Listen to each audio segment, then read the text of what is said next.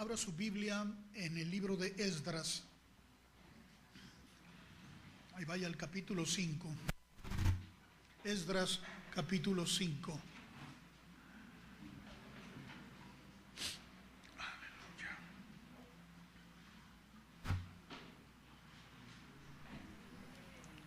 En cada generación,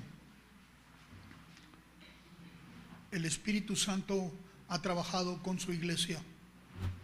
A cada miembro del cuerpo de Cristo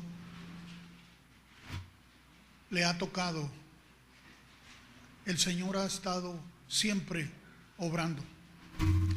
El Señor siempre se ha estado manifestando. No ha dejado a la iglesia sin su presencia. Y la tarea que el Señor ha emprendido y ha continuado ha sido el formar el carácter de la iglesia. Ese carácter de la iglesia que va esculpiendo a la semejanza de Él. Él trata con cada uno de los miembros de su cuerpo. Con cada uno. En lo personal, en lo individual. Sí, como congregación, pero como miembros. Su trato con cada uno es para ir formándonos. O sea, la obra de discipulado la hace el Espíritu Santo. Sí, tenemos el llamado de Dios para ir y hacer discípulos en todas las naciones. Nos envía, pero no nos envía a nosotros a hacer la labor, sino que nos envía y Él hace la labor a través de nosotros. Nos llama colaboradores. ¿Por qué? Porque a todo aquel que Él llama y envía es para que quiere alcanzar a otro igual y quiere formarlo igual, para que se vaya consolidando el carácter de Él en su iglesia. Porque es la única esperanza que hay para el mundo. La manifestación y la revelación de Jesucristo al mundo. Así que la formación del carácter, el discipulado, lo hace el Espíritu Santo. A nosotros nos llama colaboradores porque nos permite experimentar eso. Pero solo aquel que vive en una íntima relación con Él puede disfrutar y entender qué es lo que está haciendo. A cada generación le ha tocado esa obra. El Espíritu Santo ha trabajado con cada uno de los miembros de su cuerpo desde que envió al Espíritu Santo a hacerlo. Él ha estado presente en la vida del hombre desde que lo creó. No lo ha abandonado y ha trabajado con el hombre. Ha tratado con el hombre y se ha revelado a través del hombre. Aun cuando no había enviado aún al Espíritu Santo, aun cuando la obra de la redención no la habíamos experimentado todavía. En su corazón siempre estuvo y ha estado el deseo de que el hombre participe de Él, que experimente su presencia, que le conozca a Él siempre. Ese es el deseo para todos. Es el deseo de Dios para todos. Él es el único que puede edificar a su iglesia. Los hombres no podemos edificar la iglesia. Somos colaboradores porque obedecemos la dirección que Él nos da para hacer lo que Él nos dice que tenemos que hacer. Y podemos experimentar el gozo y podemos experimentar la plenitud de hacer aquello que Dios nos dice hacer. Pero es nuestra parte. Solo que tenemos que estar muy conscientes de esto. Tenemos que vivir esa experiencia con Él y tener esta conciencia de Él, de la obra que Él está haciendo, para que no nos confundamos y creamos que nosotros somos los que hacemos las cosas. En el capítulo 5 de Esdras, leemos la obra que Dios está haciendo ahora con su pueblo. Dice así, leamos, dice: profetizaron Ageo y Zacarías, hijo de Ido, ambos profetas, a los judíos que estaban en Judá y en Jerusalén, en el nombre del Dios de Israel, quien estaba sobre ellos. Fueron inspirados y hablaron. Entonces se levantaron Zorobabel, hijo de Salatiel, y Jesúa, hijo de Josadac, y comenzaron a reedificar la casa de Dios que estaba en Jerusalén. Y con ellos los profetas de Dios que les ayudaban. Dios habló, inspiró a estos profetas y trajo inspiración. Y el gobernador, que era Zorobabel, se levantó inspirado a hacer la obra de Dios. O sea, el Espíritu Santo estimulando y trayendo convicción. Y entonces se levantan y empiezan a reedificar el templo. Templo que había sido destruido cuando Nabucodonosor sitió Jerusalén y destruyó todo. Ahora Dios les inspira. Recuerden esto también. Dios no había inspirado a David a construir un templo. No, Dios no se lo dijo. Pero David tuvo por bueno hacer ese templo. Y Dios habló con David. Si usted lo quiere corroborar, vea las escrituras en la segunda carta de los Reyes. Dios nunca le dijo que construyera un templo, pero él tuvo a bien hacerlo. Y Dios le dijo: no, yo te voy a construir templo a ti, no me lo vas a construir tú a mí. Yo voy a levantar después de ti a uno de tu linaje, le dijo. Él me va a edificar casa. Obviamente Dios está refiriéndose al único que puede edificar la casa de Dios. Estaba hablando de Jesús, de la revelación de ese Mesías en el futuro. Pero de todas maneras él se determinó a hacerlo y le transfirió, le pasó la estafeta a su hijo Salomón. Y Salomón lo hizo y proclamó que Dios le había dicho a su padre que hiciera ese templo, lo cual no es cierto. Tú lo puedes comprobar leyendo las escrituras, que no fue Dios el que lo motivó, pero Salomón proclamó que Dios le había dicho a su papá que lo hiciera y que a él le tocó hacerlo, y se jactó de hacerlo. No duró mucho ese templo, lo destruyeron. Usted sabe que la obra de Dios, ¿quién la puede destruir? Nadie.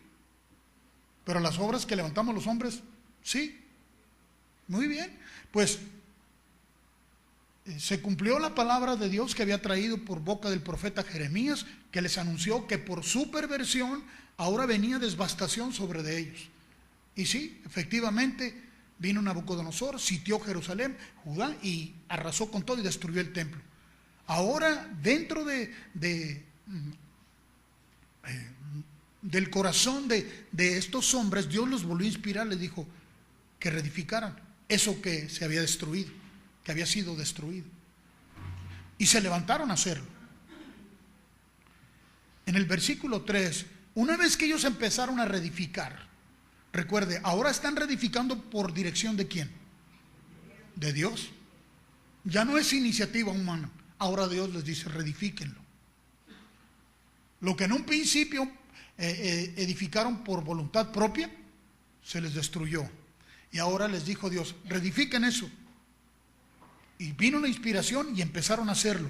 E inmediatamente se hace manifiesta la oposición. Se hizo manifiesta la oposición. Dice: en aquel tiempo vino a ellos Tatnai, gobernador del otro lado del río, y Setar-Boznai y sus compañeros, y les dijeron así: ¿quién nos ha dado orden para edificar esta casa y levantar estos muros? Ellos también preguntaron: ¿cuáles son los nombres de los hombres que hacen este edificio? Estaban cuestionando, estaban retando, estaban diciendo: ¿por qué están haciendo lo que están haciendo? ¿Quién les dio permiso? Mas los ojos de Dios estaban sobre los ancianos de los judíos, y no les hicieron cesar hasta que el asunto fuese llevado a Darío. En este momento ya habían, después de Nabucodonosor, ya había muerto él, había muerto su hijo Belsasar también, y también ya había pasado el tiempo de Ciro. Ahora era Darío, que gobernaba sobre medas y persas. Entonces dice que los ojos de Dios estaban sobre los ancianos de los judíos. O sea, hubo inteligencia y sabiduría. Y entonces respondieron por carta sobre esto. Copia de la carta que Tatnai, gobernador del otro lado del río, y Setar-Boznai y sus compañeros, los gobernadores que estaban al otro lado del río, enviaron al rey Darío. Le enviaron carta. Así estaba escrito en ella: al rey Darío, toda paz. Eran sus súbditos estos que estaban enviando la carta. Sea notorio al rey que fuimos a la provincia de Judea, a la casa del gran Dios, la cual se edifica con piedras grandes, y ya los maderos están puestos en las paredes, y la obra se hace deprisa y prospera en sus manos. ¿Sabe por qué estaba prosperando? Porque Dios lo había inspirado. Todo lo que Dios hace y todo lo que Dios inspira, Dios prospera. Y nadie lo puede destruir. Nadie. Entonces preguntaron a los ancianos diciéndoles así: ¿quién nos dio orden para edificar esta casa y para levantar estos muros? Están citando lo que ya habían dicho, ¿no? Y también les preguntamos sus nombres para hacértelo saber, para escribirte los nombres de los hombres que están a la cabeza de ellos. O sea, todo el informe completo. Porque querían hacerlos parar.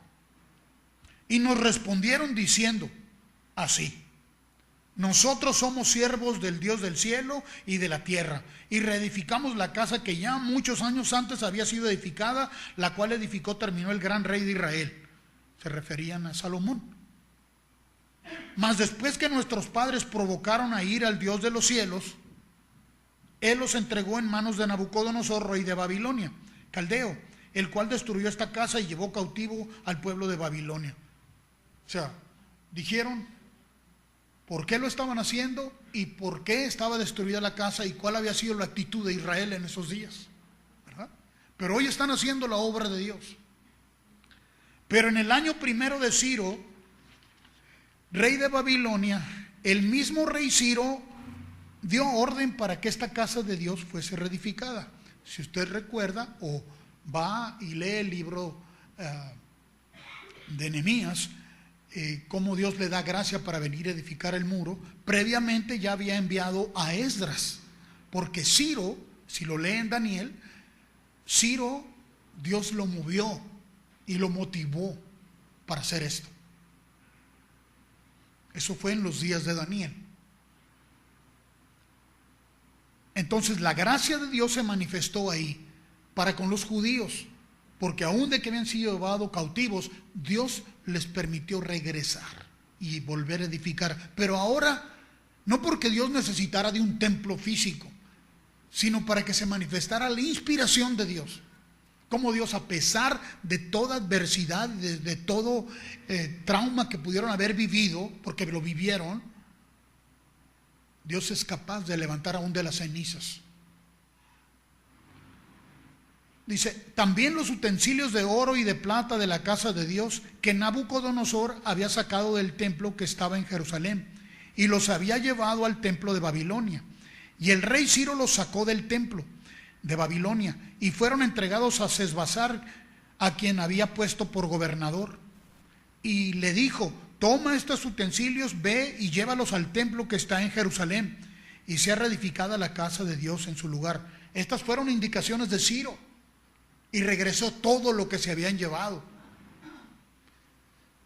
Entonces este Sesbazar vino y puso los cimientos de la casa de Dios, la cual está en Jerusalén. Y desde entonces hasta ahora se edifica y aún no está concluida. Esto lo está citando el enviado, el que fue ahí a levantar un reporte de lo que estaban haciendo los judíos. Se lo está enviando a Darío este reporte. Y ahora al rey, si al rey parece bien, búsquese en la casa de los tesoros del rey que está allí en Babilonia. Y si es así, que por el rey Ciro había sido dada la orden para reedificar esta casa de Dios en Jerusalén, y se nos envía a decir la voluntad del rey sobre esto. O sea, pues ellos dicen que Ciro dio la orden que se reedificara.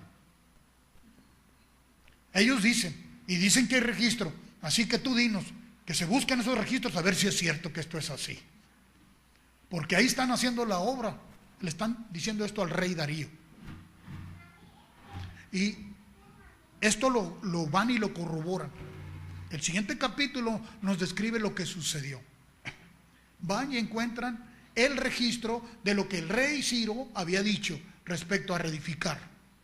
Porque la gracia de Dios se había manifestado. Porque Dios los envió. Ahora, Sí reedificaron ese templo nuevamente. Otra vez estuvo ahí. No porque ese templo fuera importante. Ahora lo que Dios está haciendo es darle testimonio a su mismo pueblo de cómo Él le enseña y le muestra. Les va a llevar a que reedifiquen otro templo. Ese templo lo volvieron a destruir. Pero lo que estaba ocurriendo con Israel es que Dios estaba tratando con ellos. Les estaba mostrando cómo Él podía hacer levantar cualquier cosa. El asunto de la edificación ya no tiene que ver con los muros que se estaban levantando, sino con el carácter de Israel. Dios está se está manifestando y diciéndole a Israel: yo soy Dios. Se lo está recordando. ¿Qué testimonio tan tremendo tenemos de esto?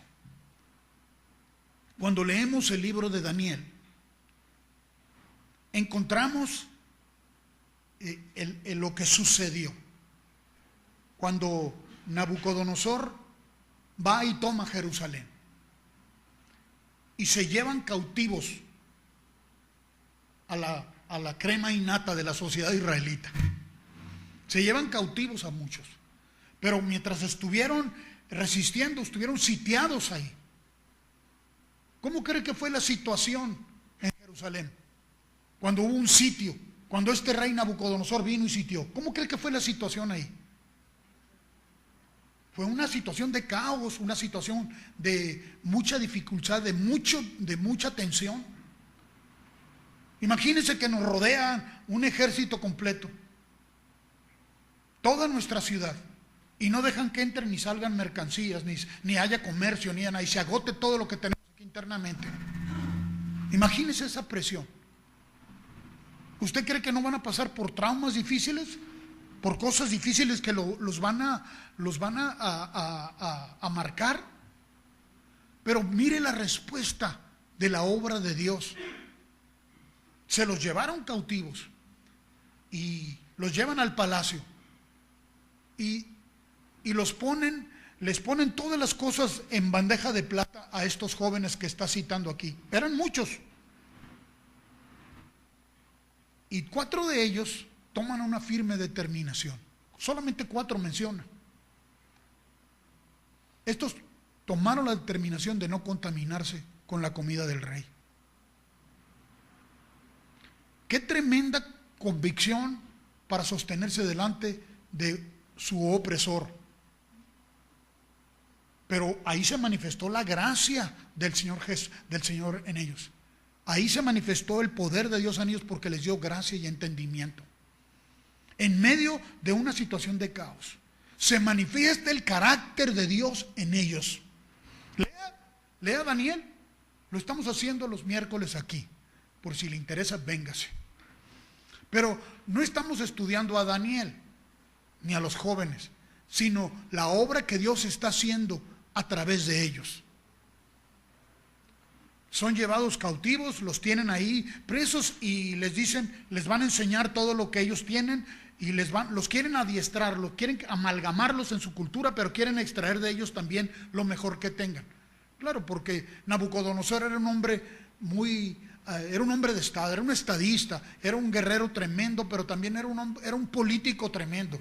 Él quería aprovechar lo mejor de lo mejor para engrandecer a su país, ¿no? Engrandecer a Babilonia. Y lo hizo. Digo, humanamente lo hizo. Logró muchas cosas. Aún se habla hoy de muchas de las cosas que él hizo y levantó, ¿verdad? ¿Por qué? Pues porque era un hombre que estaba limitado. No, era un hombre que tenía un gran entendimiento de cómo operar en el mundo. Pero no conocía ni tenía temor de Dios. No conocía a Dios. Dios trató con él y se reveló a él a través de estos jóvenes. También vemos otro ejemplo muy tremendo de cómo se formó el carácter de Dios en estos jóvenes cuando toman a estos muchachos y después de que Nabucodonosor levanta una gran estatua de oro. Levantó una gran estatua de oro y quería que todo el mundo le rindiera adoración. Y estos jóvenes dijeron, nosotros no lo vamos a hacer. Nuestro Dios puede librarnos de tu mano y lo hará, pero si no lo hace, de todas maneras no vamos adorar a esa estatua. Oiga, se requiere de verdadera convicción para sostenerse así. Y está hablando no de hombres maduros de edad, estamos hablando de jóvenes de 17, 18 años. ¿Cómo? ¿No habían vivido un periodo tan difícil como haber sido llevados cautivos? ¿No deberían de haber estado en lo natural amedrentados? ¿No deberían de estar ahí todos asustados porque los llevaron? Sin embargo, se levantan en el poder de Dios y dicen, no lo vamos a hacer. Y los tomaron y los arrojaron al horno de fuego. Pero Dios estuvo ahí con ellos. Yo veo el carácter de Dios esculpido en sus vidas. Yo miro a la firmeza de Dios en ellos. Ese tipo de convicciones es lo que Dios quiere para su iglesia. Eso es lo que hace Dios con su iglesia, que nos ayuda para permanecer y no contaminarnos con otros criterios. Nadie puede hacer eso, solo Dios. Ahora, sí lo hizo Dios con ellos, ahí está la evidencia, pero también hubo una participación de ellos. Ellos determinaron. Ahora, ¿qué habían vivido? ¿No habían vivido una experiencia horrorosa de vivir escasez, opresión, acoso, cuando estuvieron sobre de ellos ahí para llevarlos? ¿Usted cree que ellos sabían que los iban a llevar a los privilegios del palacio? Ellos, lo más seguro es que los iban a matar porque estaba ahí el ejército para acabar con ellos. Ellos no sabían, pero estuvieron ahí firmes. Y Dios puso en ellos ese sentir. Dios forma el carácter nuestro cuando nosotros determinamos. ¿Cuándo? Hasta que no tenemos la convicción plena de Dios. Nosotros debemos aceptar eso. Al aceptarlo, nosotros entonces podemos estar firmes. Se trata de lo que Dios hace en nosotros, pero también de lo que nosotros determinamos recibir. Si tú no determinas, nunca vas a estar firme, vas a ser fluctuante. Tú tienes que decidir. Él te da el poder, pero tú tienes que decidir.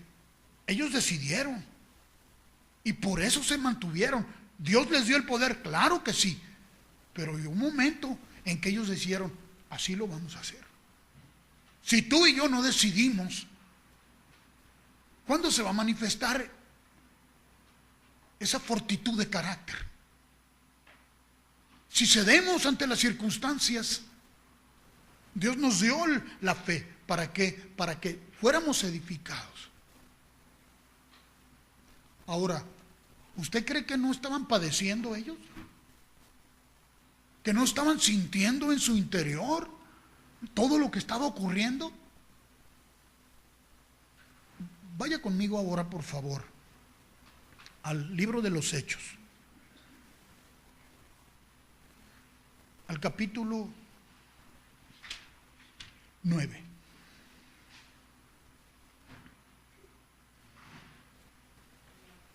Capítulo 9, libro de los Hechos. Leamos otra historia aquí, que no es solamente una historia, está escrita aquí para nuestra edificación y para que nosotros también evaluemos.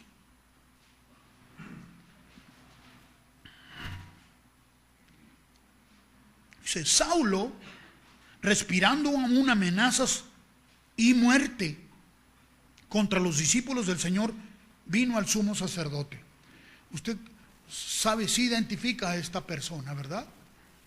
Saulo, nosotros hoy lo conocemos por todas sus epístolas, pero ahora lo conocemos como Pablo, ¿verdad? Pero en su momento él fue un hombre muy radical, de convicciones muy fuertes, que estaba en contra del mensaje del evangelio. Él creía estar defendiendo la ley. Él creía estar haciendo la obra de Dios. Era un hombre con convicciones, pero tales convicciones no estaban fundamentadas en la verdad. Estaban fundamentadas en la mentira. Así que viene el sumo sacerdote y le pidió cartas para la sinagoga de Damasco, porque se enteró se enteró que había muchos discípulos del Señor en Damasco. Había resistencias, pero también estaba multiplicándose el número de los discípulos, el número de los que creían, el número de los que se paraban firmes y decían: yo creo en Jesús. De aquellos que decidieron no contaminarse. Estaba creciendo. Entonces él está oyendo que para él se estaba contaminando la ley. Para él estaba pervirtiéndose el derecho. Él va con una firme convicción con acabar con todos. Entonces pidió cartas porque necesitaba llevar un respaldo. Y se las dieron. Dice: a fin de que si hallase algunos hombres o mujeres de este camino, se refiere al evangelio que habían creído, a la fe que habían recibido, los trajese presos a Jerusalén. ¿A qué iba? Iba con todas sus credenciales de la ministerial o de la federal, qué sé yo. Pero él iba para traer a estos y encarcelarlos. Mas yendo por el camino, aconteció que al llegar cerca de Damasco, repentinamente le rodeó un resplandor de luz del cielo. Va en el camino y le rodeó un resplandor de luz del cielo. Y cayendo en tierra, se le doblaron sus rodillas, ¿verdad? Cayendo en tierra, oyó una voz que le decía: Saulo, Saulo, ¿por qué me persigues? Él dijo: ¿quién eres, Señor? Se dio cuenta que era alguien superior a él. Y le dijo: yo soy Jesús a quien tú persigues. Dura cosa te es dar coces contra el aguijón. Es como golpear el pico, estar golpeándote tú, hiriéndote. Dura cosa es. Él, temblando y temeroso, dijo: Señor, ¿qué quieres que yo haga? ¿Qué ocurrió con este hombre tan determinado y bajo el peso de convicciones tan equivocadas, pero convicciones al fin? ¿Qué sucedió con él? Aquí inició un cambio. Algo sucedió en su interior. Aquella voz que le estaba hablando, él no la conocía, pero reconoció que era superior a él. Y cuando recibió eso, ¿qué quieres que yo haga? Cambió la actitud. Y el Señor le dijo: levántate y entra en la ciudad y se te dirá lo que debes hacer. Ni siquiera te lo voy a decir yo, te lo voy a mandar decir. Levántate. ¿Usted cree que esa no fue una experiencia que lo quebrantó? ¿O se manifiesta aquí cómo trató Dios con él? ¿No fue una sacudida tremenda de ir con firme determinación a hacer una obra que tenía bajo su conciencia, con convicción, a ir a apresar a los creyentes? Ahora de pronto dirá usted: ¿con qué facilidad? ¿Cómo es que tan rápido cambió? ¿Qué quieres que haga? ¿Que no iba muy bravo a hacer lo que tenía que hacer?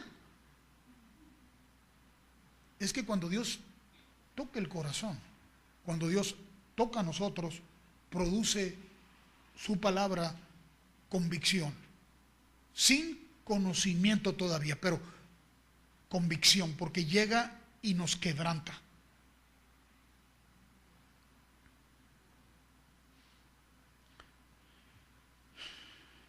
Entonces Saulo se levantó de tierra y abriendo los ojos no veía a nadie.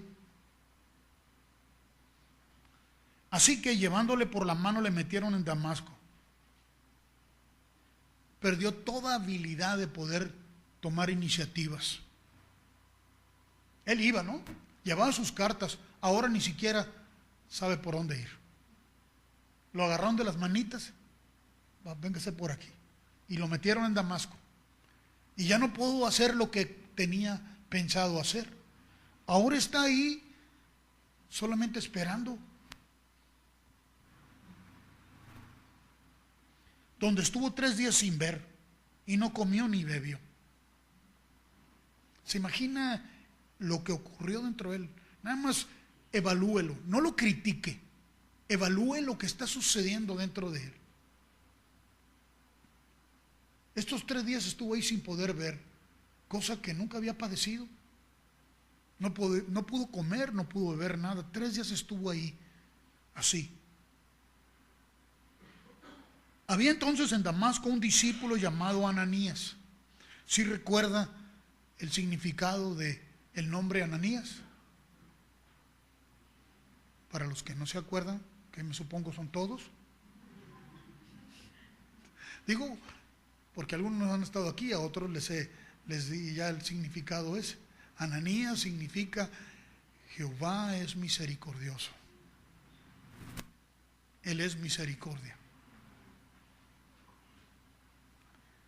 Así que había un discípulo llamado Ananías. Jehová es misericordia. A quien el Señor dijo en visión: Ananías, haz honor a tu nombre. Y él respondió: heme aquí, Señor. Pues es que esa es la naturaleza de Dios. Y el Señor le dijo: levántate y ve a la calle que se llama Derecha y busca en casa de Judas a uno llamado Saulo de Tarso, porque he aquí él ora. ¿Qué estaba esperando Pablo recibir? Instrucciones. Ve a Damasco, levántate, ahí se te dirá lo que tienes que hacer. Él está orando, esperando instrucciones. Algo ocurrió, algo muy poderoso ocurrió dentro de él. Esta es una experiencia que necesitamos todos. Le estoy hablando de algo que es profundamente apegado a mi corazón. Yo sé lo que es vivir esta experiencia. Yo sé lo que es no entender para dónde ir, pero de alguna forma Dios darme a entender lo que tengo que hacer. Yo sé lo que es renunciar a mi capacidad de tomar iniciativas para solo depender. Cuando tú dejas de tomar iniciativas por ti mismo, vas a sufrir el escarnio, vas a sufrir el acoso, vas a sufrir la crítica, porque esa es la forma de ser, es la forma del mundo. Ahora solamente estaba ahí esperando, ciego todavía, a que se le dijera qué tenía que hacer. Él ya llevaba una agenda. Él había tomado iniciativas, él había ido a pedir cartas a los ancianos en Jerusalén para ir a hacer lo que tenía que hacer, según él. Pero ahora el Señor le dijo: vete ahí, vete a Jerusalén, entra allá a Damasco, ahí se te va a decir lo que tienes que hacer. Y él ahí estaba. Ahora Dios está enviando su misericordia. Le va a hacer patente su misericordia a él. Él estaba orando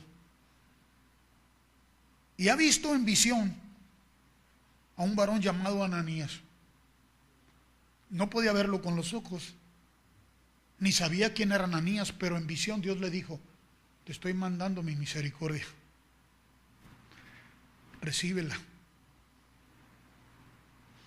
Que entra y te pone las manos encima para que recobres la vista. Es lo único que hace que nosotros podamos volver en sí. Pero antes de recibir la misericordia tenemos que padecer para que se quebrante. Pero eso ya es parte nuestra, de nosotros tenemos que renunciar. Necesitamos renunciar, porque si no renunciamos jamás experimentamos esto y jamás es una convicción en nosotros. Tu parte y mi parte es renunciar a nuestra capacidad de tomar iniciativas. Si no padecemos de eso, porque pues a quién le gusta que lo critiquen, a quién le gusta que hagan escarnio de uno, a quién le gusta que estén hablando diciendo que no estás haciendo lo que tienes que hacer, no haces lo suficiente, porque estás esperando solamente que Dios te dé dirección.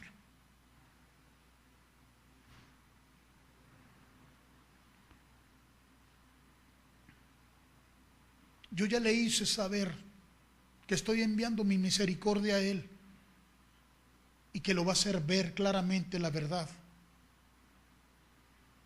Entonces Ananías respondió: Señor, este es el hombre. He oído de muchos acerca de este hombre. ¿Cuántos males ha hecho a tus santos en Jerusalén? Y aún aquí tiene autoridad de los principales sacerdotes para prender a todos los que invocan tu nombre. O sea, Ananías sí tenía una relación con Dios.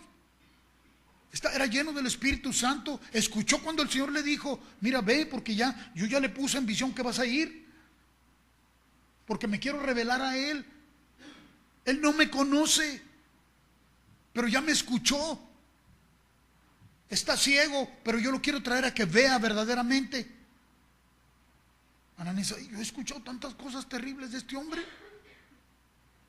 El Señor le dijo: ve, porque instrumento escogido me es este, para llevar mi nombre en presencia de los gentiles y de reyes y de los hijos de Israel, porque yo le mostraré cuánto le es necesario padecer por mi nombre. Y Ananías fue. ¿Por qué? Porque el carácter de Dios estaba en él. Fue obediente aún ante aquella circunstancia que se le estaba presentando. Él conocía por oídas todo lo que Saulo de Tarso estaba haciendo en contra de la iglesia. O sea que la tarea no era sencilla. No era sencilla. Ananías tenía que vencer cualquier asomo de temor que quisiera frenarlo. No era sencillo. No era sencillo. ¿Por qué? Porque había amenazas. Pero aquí se revela el carácter de Dios en Ananías. Fue entonces Ananías. Así es Dios. ¿Cómo trata con nosotros? ¿Usted cree que Ananías no pasó también momentos difíciles ahí? A lo que él creía que se exponía. Pero el Señor le dijo: ve. El carácter de la iglesia se define en lo íntimo con Dios. Si aceptamos lo que nos dice, a pesar de las cosas que se nos plantean delante. Nadie puede crecer a la semejanza de Dios si no vive en intimidad con Dios. El venir a la reunión no es una garantía. No es la garantía de que estamos creciendo a la semejanza de Dios. Para crecer a la semejanza de Dios necesitamos intimidad con Dios, intimidad que ya nos ofreció, intimidad que ya nos dio, abrió su corazón a nosotros. ¿Qué hacemos con ello? ¿Qué hacemos con esos dones que Dios nos ha dado? Con el don de la vida, con el don de su presencia en nosotros. ¿Qué hacemos con ello? ¿Fluctuamos entre dos criterios? ¿Mezclamos los dos criterios entre lo humano y queremos negociar entre las dos cosas? ¿O vamos decididamente hacia lo que Dios nos dice, con firmeza?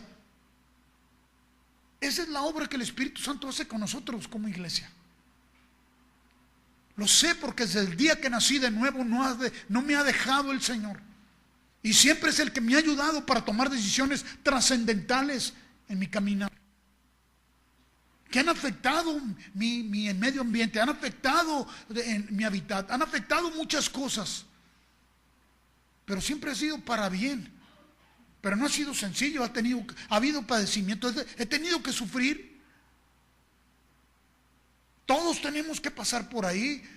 Yo le voy a mostrar todo lo que tiene que padecer por causa de mi nombre, porque vamos siendo procesados, vamos siendo trasvasados, de tal manera que somos cambiados totalmente, un carácter puro, definido de Dios en cada uno de nosotros, sin andar en ambigüedades, sin fluctuar, sin poner pretextos, sin decirle: bueno, Señor, pero el Señor está tratando conmigo y luego lo voy a hacer. No, lo que Dios nos dice, hagámoslo. Si no le damos lugar a eso, jamás. Los días se nos van a ir. Y nuestra semejanza va a ser una mezcolanza de cosas. Vidas firmes en Dios son las que Dios levanta. En Dios haremos prodigios, ¿no? Lo imposible. ¿Cree que eso más es un cantito bonito que cantamos? Es la convicción de Dios lo que quiere sembrar en nuestros corazones. Para hacer lo imposible necesita hacerlo el que hace lo imposible. Ese es Dios. Y nosotros participamos cuando decimos: sí, Señor, sí voy, sí lo haré.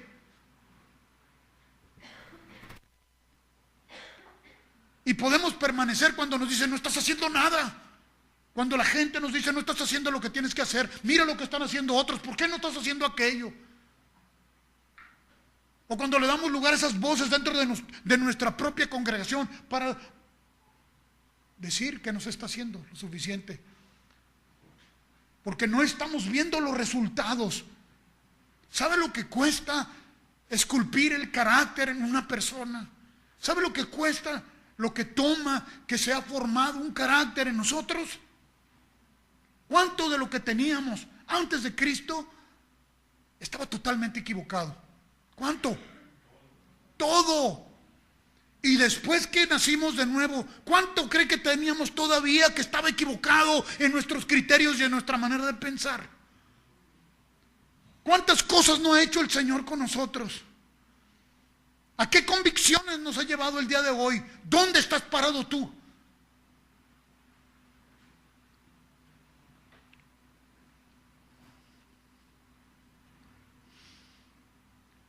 Ananías fue y entró en la casa, y poniendo sobre él las manos dijo: hermano Saulo, el Señor Jesús, que se te apareció en el camino por donde venías, me ha enviado para que recibas la vista y seas lleno del Espíritu Santo.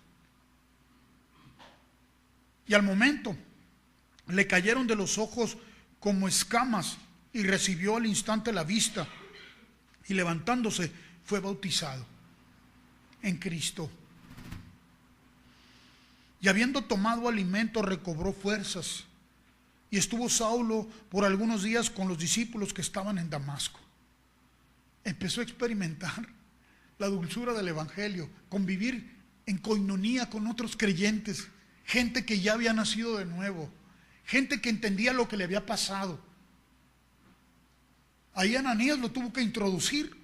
Él no conocía a los creyentes, él los andaba persiguiendo, pero andaba buscando por referencias. Pero ahora lo introdujeron siendo él ya ahora uno que iniciaba, acababa de nacer de nuevo. Así que Ananías lo llevó a introducirlo con los otros discípulos que estaban ahí. Enseguida predicaba a Cristo en las sinagogas. Fíjese qué atrevido. No es como que era un hombre que ya era súper maduro espiritualmente. No lo vea como el apóstol Pablo, porque todavía no era el apóstol Pablo. Era Saulo y empezaba a dar sus primeros pasos. ¿Pero qué estaba haciendo? Ya estaba predicando, ya estaba hablando. ¿Sabe qué pasó conmigo? Cuando recibí a Cristo. La noche que recibí a Cristo, yo no sabía nada, nunca había leído la Biblia. Y nos fuimos a una reunión a pasar un fin de año, porque recibí a Cristo el día 25 de diciembre, y nos fuimos a pasar el año nuevo a la casa de mi hermana en Los Ángeles, y estaba lleno de pura gente que no creía ahí. Y yo estaba predicando a Cristo. Y dijeron: este está loco. Porque ahí estaban para pachanguear y cerrar el año, soplando esas locuras y con gorritos y todas esas cosas. Y yo estaba predicando a Cristo sin saber más. Así que, como yo era el aguafiestas, me di cuenta que estaba aguadeándole su fiesta.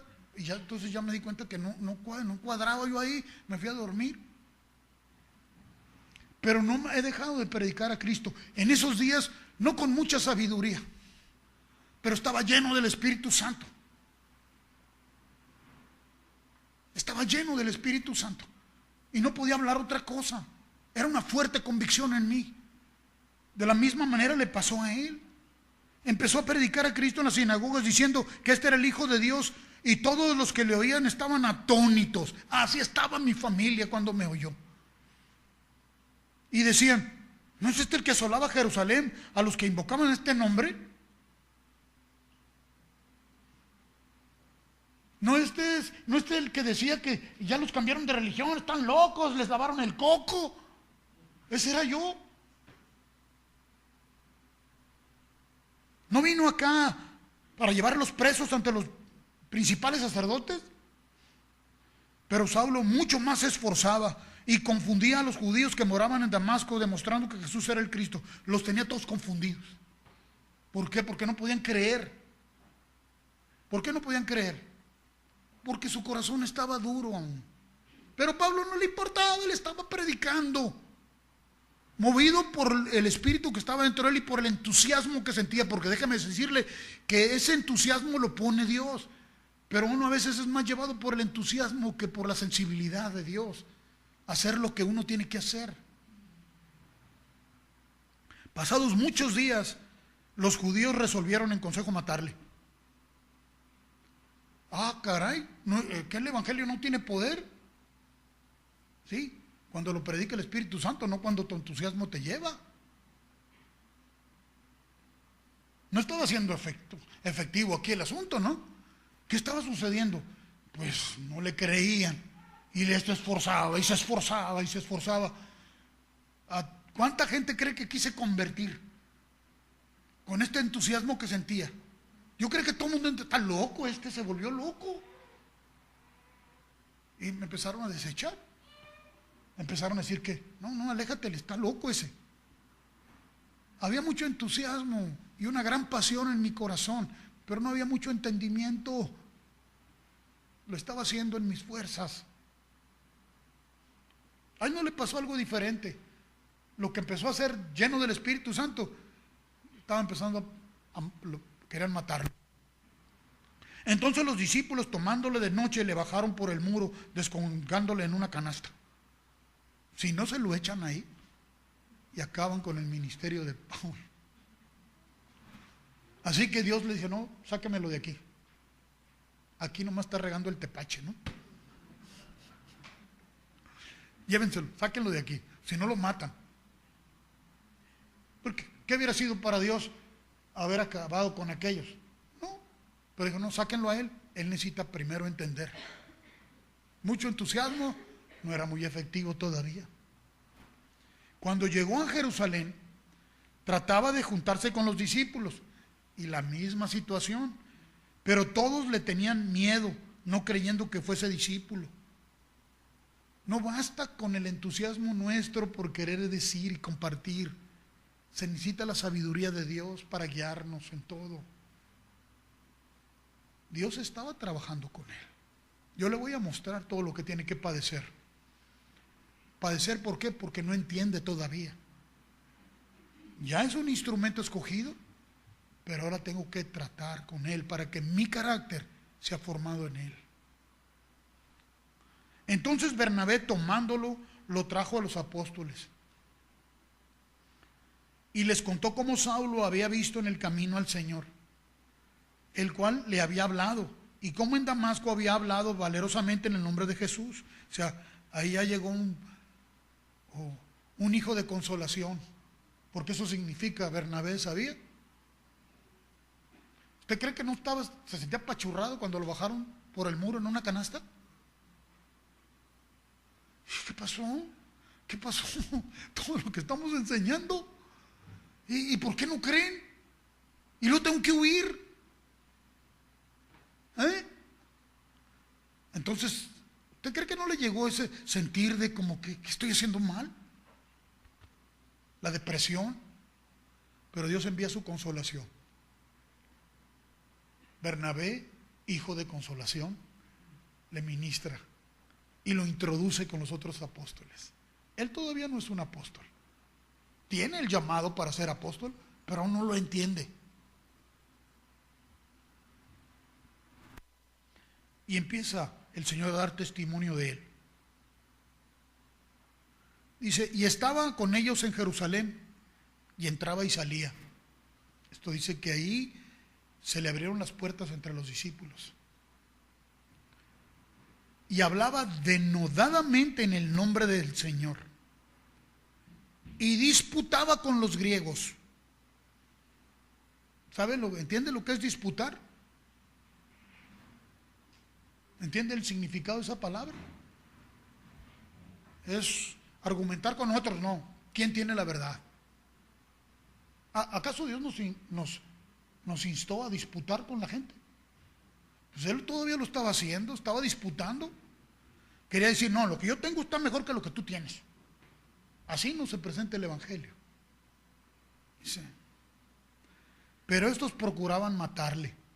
Los judíos querían matarlo, los griegos querían matarlo. Seguramente porque predicaba el Evangelio, no, porque la forma como lo hacía. Cuando supieron esto, los hermanos le llevaron hasta Cesarea. Sáquenlo de aquí también. Sáquenlo de aquí porque aquí se está poniendo dura la cosa contra este muchacho. Y le enviaron a Tarso. Entonces las iglesias tenían paz por toda Judea, Galilea y Samaria. Y eran edificadas y andaban en el temor del Señor y se acrecentaban fortalecidas por el Espíritu Santo. Eso es lo que él tenía que aprender. Eso es lo que él tenía que aprender. Él tenía que padecer el renunciar a su capacidad de tomar iniciativas, porque aún las estaba tomando. Tenía que escuchar atentamente al Espíritu Santo. Tú y yo ya tenemos el testimonio de la obra que hizo con él. La tremenda revelación del carácter de Dios que tenemos a través de él. Pero no creo que fue así. Hubo muchas cosas que pasaron con él. Pero ¿sabe una cosa? Desde el momento que recibió a Jesús, determinó andar en lo otro. Determinó no volver allá. ¿Qué fue lo que sucedió? Él padeció, sí. Pero el padecimiento que estaba sufriendo ahora era por no entender cómo hacer las cosas. Pero lo que pasó allí en el camino, esa experiencia que lo transformó, fue tan genuina. Él dijo, sí, Señor. Hasta que tú y yo no decimos, sí, Señor, no va a ocurrir nada. Porque se requiere de dos. Porque pueden andar dos juntos y no se ponen de acuerdo. Si el Espíritu Santo y tú no se ponen de acuerdo, ¿tú crees que se va a manifestar la gloria de Dios? No porque Él no quiera, es por nosotros. Eso es lo que está haciendo, es la obra de Dios en nosotros. Requiere que tú le digas, sí, Señor. Él te va a hacer estar firme, pero tú necesitas determinar estarlo. Cada uno necesita determinar estarlo. Él nos va a ayudar en eso. Él nos va a fortalecer en eso.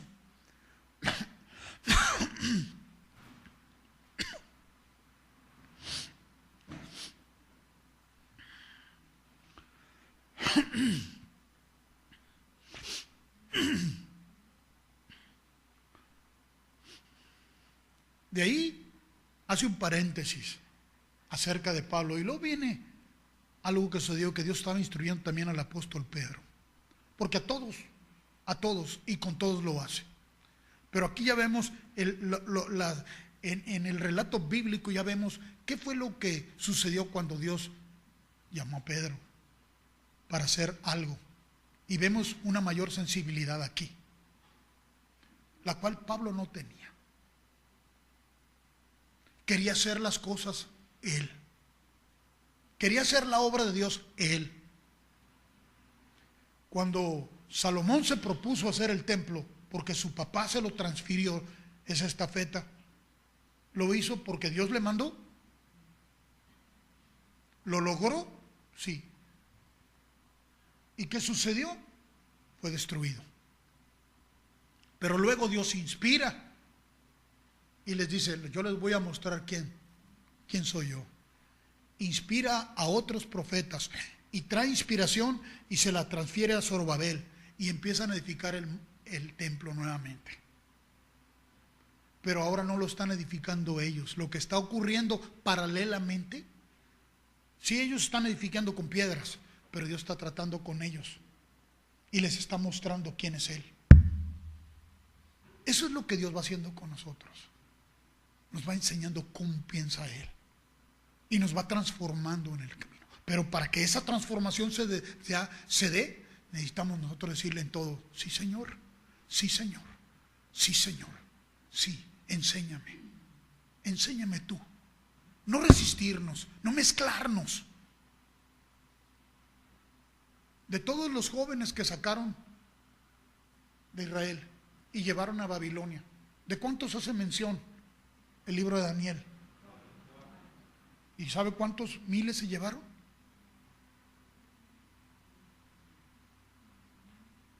¿No le parece triste? Todos los demás sí se contaminaron. Me refiero, comieron de la comida del rey, bebían del vino del rey, todo eso lo compartían. Pero había una firmeza dentro de ellos, una firmeza en su corazón, que no tenía que ver más allá que algo que Dios les había inspirado.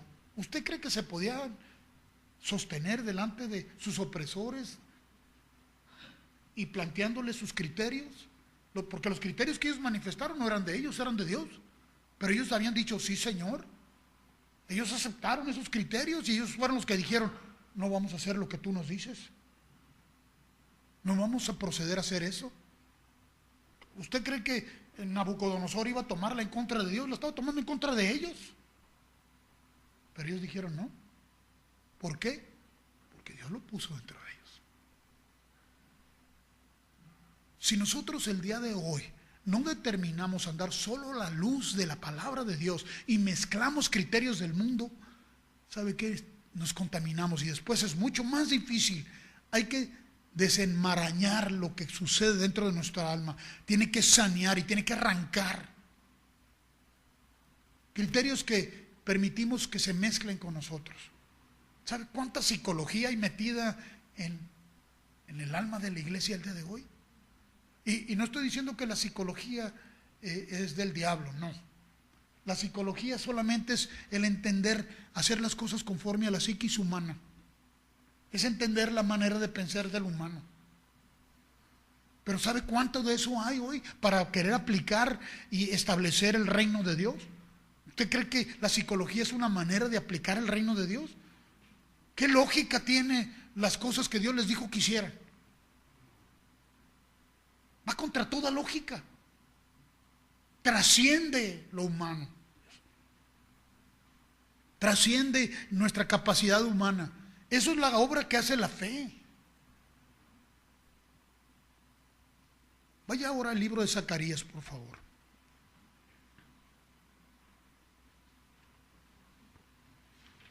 Vaya al capítulo 4.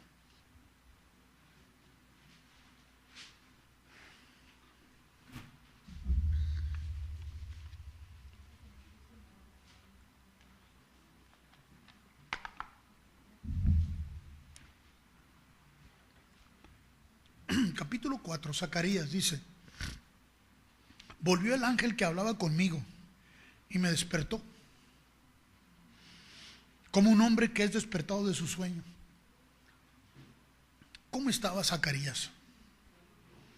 Estaba dormido. Y la exhortación es: despiértate tú que duermes y te alumbrará Cristo.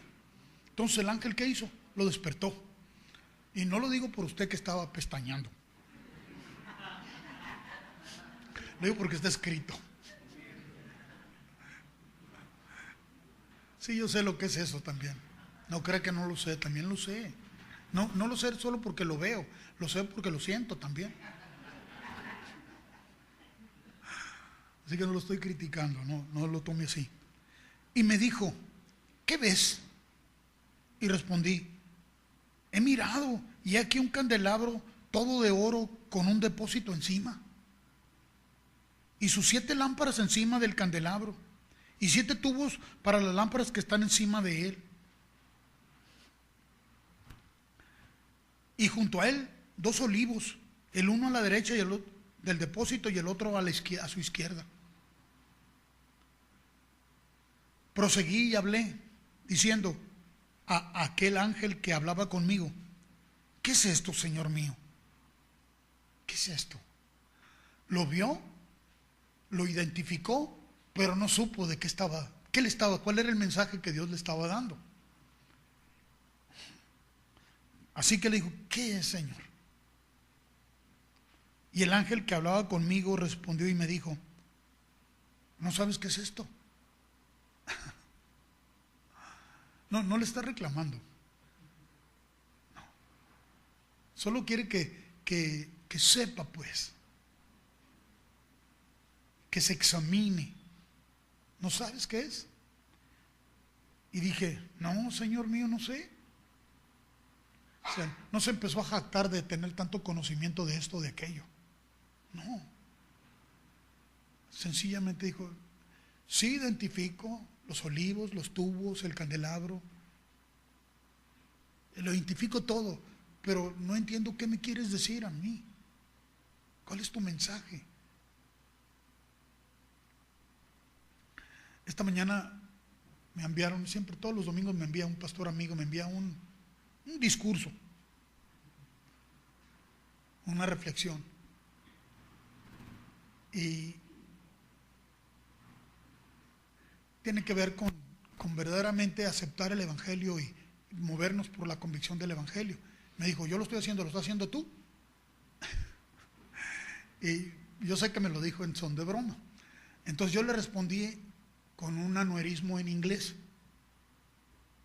Y le dije: sí, I talk the talk and I walk the walk.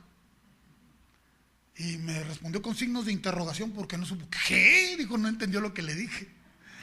Lo único que le dije fue que sí, que como había creído, así hablaba. Pero se lo dije en inglés y lo desconcerté. Le dije: para que sienta. A veces no entendemos lo que se nos dice. Él no entendió lo que le dije, ¿verdad?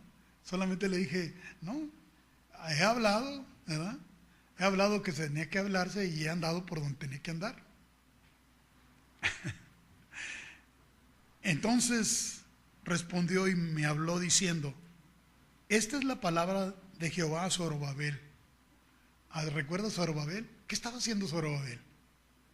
Estaba edificando el templo la segunda vez, pero lo estaba haciendo porque Dios le había dicho, no porque Dios necesitara de templos, sino para manifestarse Dios, que a pesar de la condición en la que estaban, de ahí Dios iba a sacar los recursos, pero que provenían de una sola fuente. Dios dijo, y yo dije sí, a pesar de toda la oposición, que no era sencillo. Ya leímos, luego se les levantaron ahí, ¿no? ¿Y qué les dijo que podían? A ver, ¿qué? ¿Quién les dijo que podían hacer esto? A ver, échame los nombres. ¿Quién es el mitutero que anda ahí organizando esto? Ellos dijeron: nuestro Dios nos dijo. Se acabó. Entonces el otro tuvo que ir a dar un reporte. Y dijeron que ya desde Ciro había dicho. Él ni sabía. Pues fueron a los registros y encontraron que Ciro había dado la orden. ¿Pero sabe por qué dio Ciro la orden? Porque Dios le dijo. También los incrédulos hacen lo que Dios dice. ¿Por qué? Porque nada puede detener la inspiración de Dios.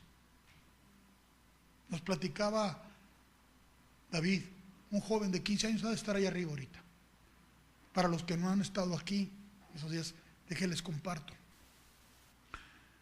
Él había estado viniendo los miércoles y entonces hizo una reflexión acerca de qué tanto te ha afectado lo que has escuchado, no qué tanto sabes. Fue una reflexión. ¿Qué tanto te ha afectado en tu hombre interior? De manera que estás actuando conforme a eso que Dios te mostró en tu corazón. Y él levantó la mano. Y él dijo: algo que me afectó a mí, dijo, fue que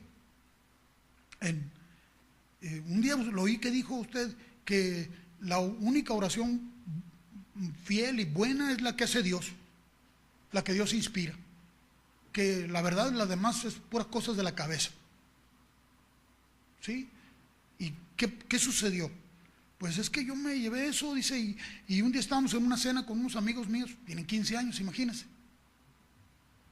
Estaba en una cena que organizaron sus amigos. Muchachos de 15 años iban a comer sabritas o cosas, no sé, su cena. Pero se juntaron a cenar.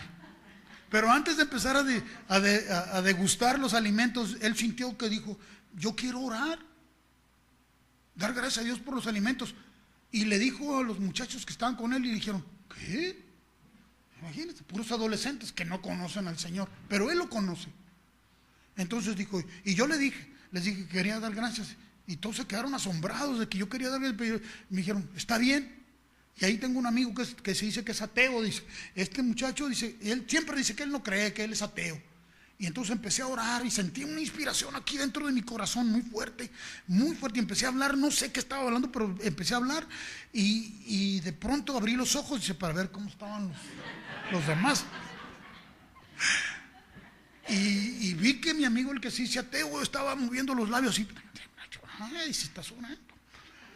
Entonces terminé y dije amén. Y el ateo dijo amén. Ah, no, que no creías.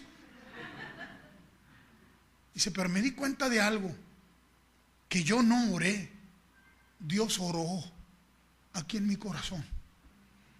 Y hasta los que no dicen no creer, dijeron amén. Dios mueve su palabra cuando Él inspira, toca los corazones. Él trajo revelación a Ciro y le dijo lo que tenía que hacer, y Ciro obedeció y lo hizo.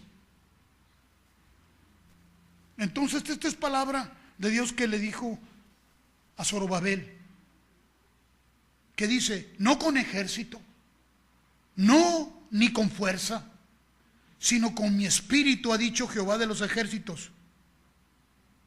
¿Quién eres tú, oh gran monte, delante de Zorobabel? Será reducido a llanura. Él sacará la primera piedra con aclamaciones de gracia, gracia a ella. O sea, Dios inspiró a Zorobabel para hacer aquello. No es con fuerza nuestra, no es con ejército nuestro, no son nuestras muchas palabras, nuestra mucha lógica o nuestra mucho saber. Es el seguir solamente las disposiciones del Espíritu de Dios. Él es el que forma ese carácter en nosotros, donde ya no confiamos en lo que nosotros podemos hacer por lo que sabemos, sino en lo que Él nos está guiando a hacer y decir. A esa confianza es que la fe que ha depositado en nosotros nos lleva. Pablo no sabía cómo hablar. Él hablaba con lo que tenía. Entonces Dios le dijo, sáquemelo de aquí, sáquemelo de acá. ¿Para qué? Porque pues lo estoy preparando, lo tengo que preparar para enviarlo. Pasaron varios años antes del que él, pero ¿cuántas cosas que sucedieron con él que lo quebrantaron hasta que solamente dijo, Señor, solo lo que tú me digas que haga? En el camino, ¿cuántas cosas no le pasaron? Un día con todo el entusiasmo, ay, quiere subir para Asia. El Espíritu Santo le dijo, no vas para allá. Oh, para allá no. Pero hay necesidad, Señor. Para allá no. Ok. O sea, Él es el que nos dirige, no nosotros a nosotros mismos. Hasta que no empiezas a andar así, es que tú puedes entonces constatar si estás siendo moldeado a la semejanza de Dios o no. ¿Qué tantas decisiones tomas todavía por iniciativas tuyas? ¿Qué tantas cosas tienes mezcladas todavía? Yo no lo sé, no te estoy acusando. Solo te pido que hagas una reflexión introspectiva de ti mismo. ¿Qué tanto estás haciendo hoy que no tiene nada que ver todavía con algo que Dios te dice? ¿Cuántas decisiones tomas hoy? ¿O has tomado en el pasado que dices, hoy no fue Dios que me dijo, pero ya las tomé? Ok, no te preocupes. ¿Ya te diste cuenta? Párale. Y no te muevas hasta hacer más que lo que Dios te dice que tienes que hacer. Párate. Haz un alto en tu caminar. Y determina que no te vas a mover, sino por lo que Dios oigas que el Señor te dice. No importa cuánto te critiquen. No importa que digan que estás de inútil sin hacer nada. Mientras estés atento a Dios, no estás de inútil. Estás siendo edificado. El carácter no se forma de la noche a la mañana. Hay que caminar con Dios. Todos los días. Todos los días. Nadie puede decir, ya tomé este seminario, ya escuché esa predicación, ya escuché esa enseñanza y ya soy semejante a Dios. No, Señor, esa es obra de Dios contigo. Él ya te hizo una nueva criatura, pues quiere que esa nueva criatura crezca en entendimiento de Él. Y que abundes en esto, para que abunde en ti la plenitud de Él, para que el mundo vea y le conozca y le crea. Porque es el único que puede hacer volver el corazón del hombre hacia Él. No somos nosotros. Pero nosotros en Él somos la esperanza de gloria. O Él en nosotros. ¿Cómo es? Es Cristo en nosotros la esperanza de gloria. ¿Entiende? O sea, formados a la semejanza de Él. El carácter de Cristo en nosotros hoy. No todo lo que tú has aprendido de Él. Nada de eso que has aprendido de Él te sirve. Lo único que te sirve es que tu oído se afine a Él y tu disposición esté constante ahí. Es lo único que te va a servir. Porque las cosas a uno se le olvidan. Pero si tienes tu oído atento a Él, Él te las va a recordar.